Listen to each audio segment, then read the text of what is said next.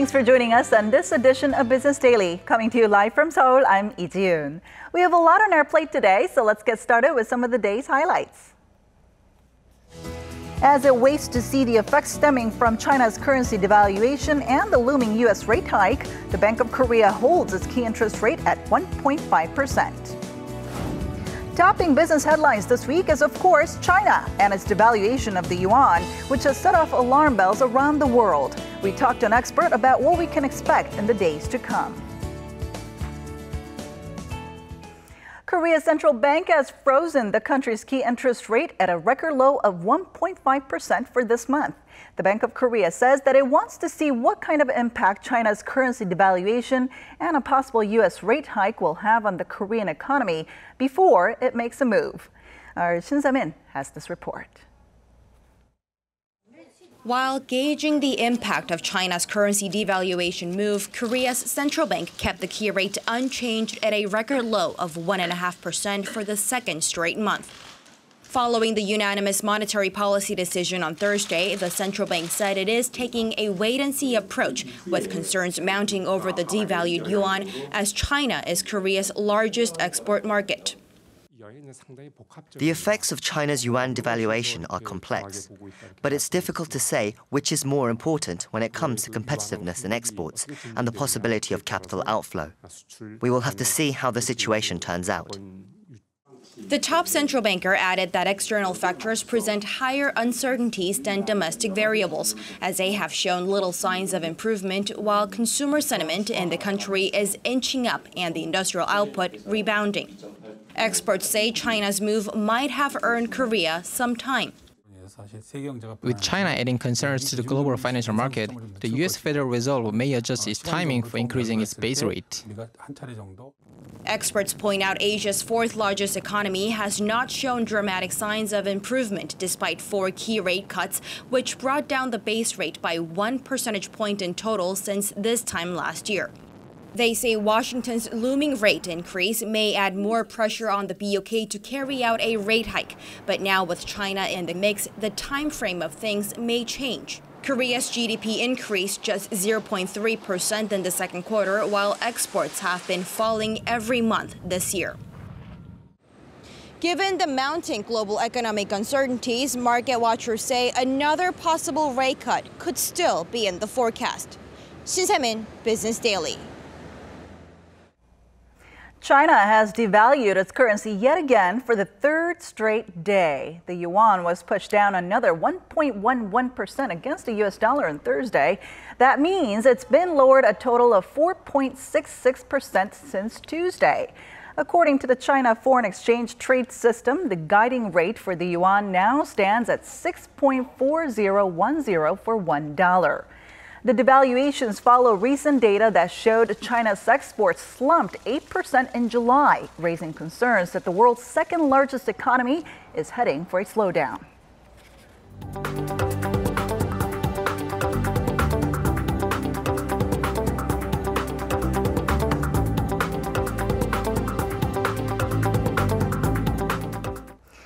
Meanwhile, the ruling Senate Party and the government have decided to focus next year's budget on expanding growth in the economy and creating jobs for the country's young people. At a budget meeting on Thursday, they also decided to allocate more funds to support low-income households, as well as farmers and fishermen. The ruling party asked the government to expand next year's budget at a higher rate than the expected growth rate, but the party also urged a more conservative outlook for next year's economic growth in fear of another tax revenue deficit. Now, the plan will be submitted to Parliament by September 11th.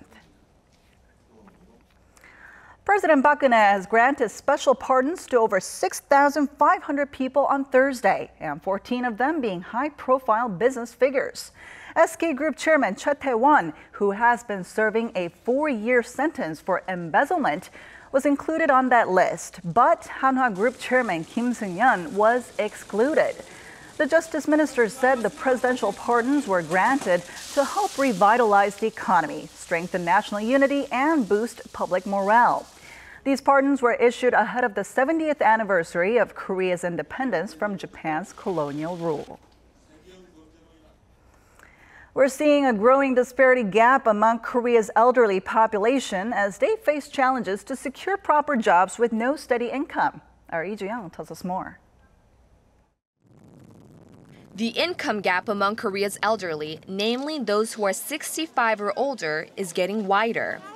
A recent report published by Hyundai Research Institute places Korea's elderly at two different ends of the spectrum, one being the well-off older people who earn more than 1.5 times the median income, and the poorly off older people whose income sits under 50% of the median income. The report says while in 2006, the monthly income of the more affluent group was 8.8 times more than the poorly off, in 2014, the gap widened to 9.2 times. In terms of proportions, the well-off group accounted for only about 6% of the total elderly population, at roughly 230,000 households last year, while the poorer group took up around 54% at 2 million households. The institute added that the increasing gap is mainly due to more senior citizens living in solitude and a difference in their employment status. Almost 30% of those in the top group had full-time jobs. For those in the lower income brackets, that figure only stood at 3%, with the vast majority of people instead being day laborers or part-time workers. While experts predicting that the proportion of senior citizens will swell to over 40% of the population by 2035, improving job conditions, Social Security, and the pension system will be key to providing greater stability for the elderly. Lee Ju-young, Business Daily. More Koreans are swiping their credit cards overseas, and there has been a significant rise in the number of people spending over $50,000 outside of Korea. According to data collected by the Bank of Korea, the total amount of foreign transactions surpassing $50,000 per person came to about $1.1 billion in 2014. Now, that's up nearly 77% from 2010. The number of big private spenders also jumped from just over 7,000 to over 11,000 over the same period. In terms of corporate card spending, it showed a more gradual rise of about 30%. Financial policymakers are concerned over the increase in overseas spending as weak domestic consumption is stifling economic growth.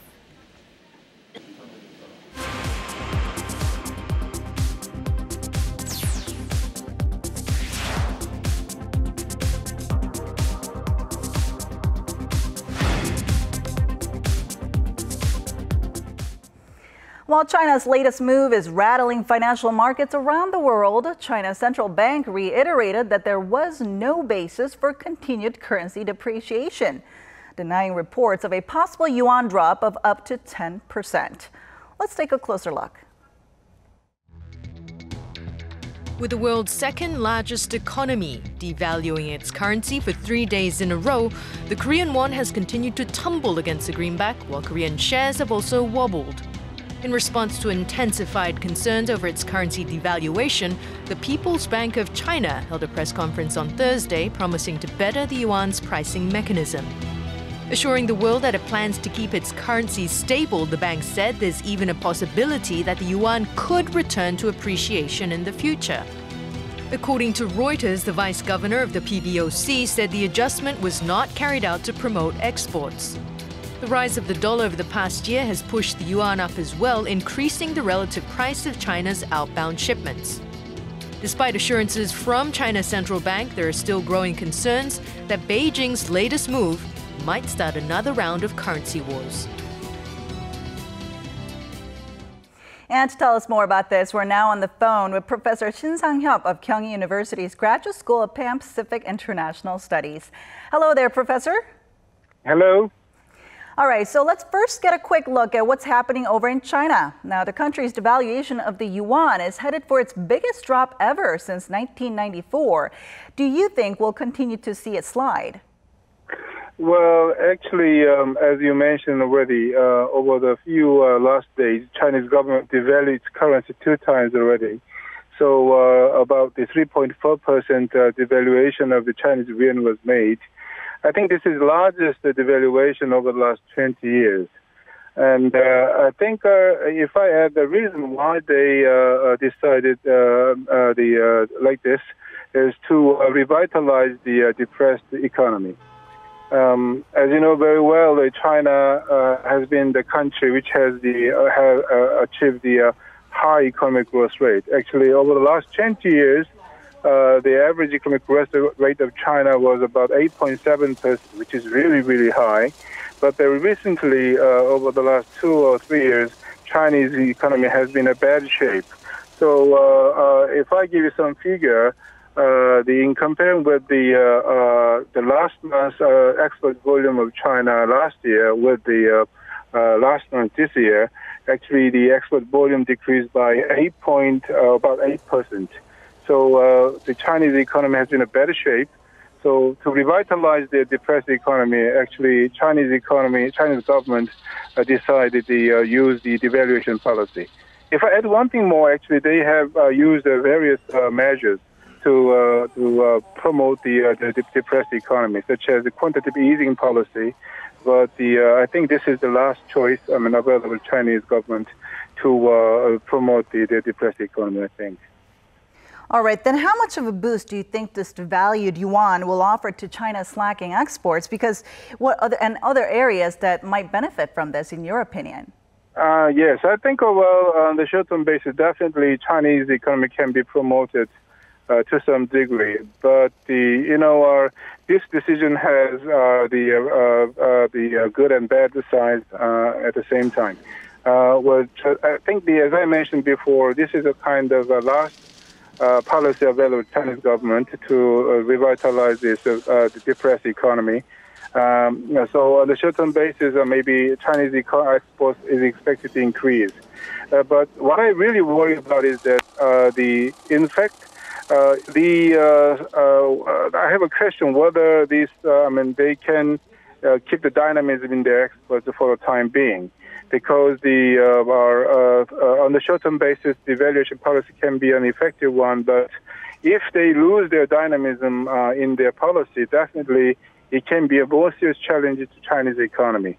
What I mean, if suppose the Chinese economy can maintain its dynamism in exports, which was created by the devaluation policy, certainly Chinese economy will face quite the serious economic challenges, which means that they will lose their market share in the global market, and that means that their economy will lose their dynamism it itself. So I think it has very quite high risky actually. So I think the Chinese devaluation policy has the good and bad aspects at the same time. All right, but the sliding yuan is already having an impact on the Korean economy. I mean, we've been seeing Korean shares tumbling, but it did manage to hold ground today as the BOK held its key interest rate. But the won has also been falling against the greenback as well. What's your opinion on this? Well, as you know very well, Chinese market is the largest market for Korean economy. Actually, out of 25% the Korean exports go to Chinese market. So and then we cannot avoid the competition with the Chinese producers. As you know very well, very recently Chinese producers has improved this technological level. So the technological gap between Korean companies and then Chinese companies has been reduced very dramatically. So we cannot avoid the competition in the global market with Chinese producers. So owing to the devaluation of Chinese yuan, the Chinese producers could have some price advantages in the competition with the Korean producers. So definitely it can be a negative factor to the Korean the industries. And at the same time, some industries such as tourism industry in Korea will have some serious difficulties because of this devaluation of Chinese yuan, because definitely for the Chinese tourists, the tourism costs prices to travel to Korea can be more expensive because of this decision. So definitely it can be a negative factor for the Korean the tourism industry. All right, then the Korean government obviously has been closely monitoring the whole situation in China. But then what can the Korean government do to minimize the negative impact it'll have on the domestic economy? I think the Korean government should have to use a combination of some physical and financial policy. On the short-term basis, Korean government should make every effort to stabilize the financial market. As a kind of substantial outcome of the Chinese devaluation policy, the Korean currency value will be also devalued. So it can give us some advantages in Korean export industries, but it can be a kind of some risks to the Korean financial market. And considering the Korean won is not international key currency, Korean government cannot use devaluation policy continuously.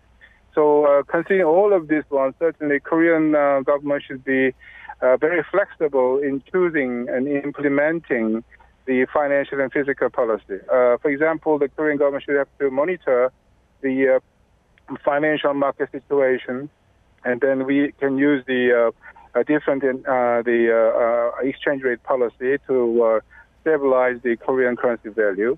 On the long-term basis, definitely we have to strengthen the industrial foundation in manufacturing sector, which will bring the strengthening, they give us more advantages in international markets.